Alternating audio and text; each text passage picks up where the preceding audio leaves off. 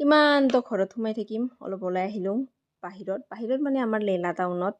আৰু ইফালে চাওক একেবাৰে মানে পাকঘৰতে সোমাই গৈছে, মানে যেনিবা তাৰ নিজৰহে হোটেল আৰু কি বনাই দিম বোলে, কি ক'ম আৰু।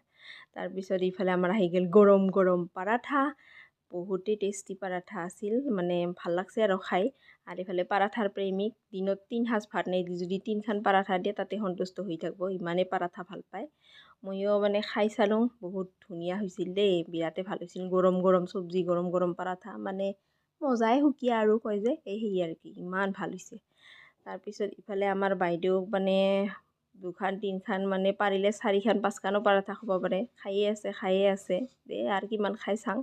তাৰপিছতে আমি খোৱা লোৱা হোৱাৰ পিছত আহিলোঁ আৰু চুম্বক আৰু লোহাৰ আকৰ্ষণ, মানে নিহাল আৰু আমাৰ আলামালা ব্লগাৰ, মানে এই চুম্বক মানে য'ত লোহাও মানে নিহাল য'ত আলামালা ব্লগাৰৰ তাতে। তাৰপিছতে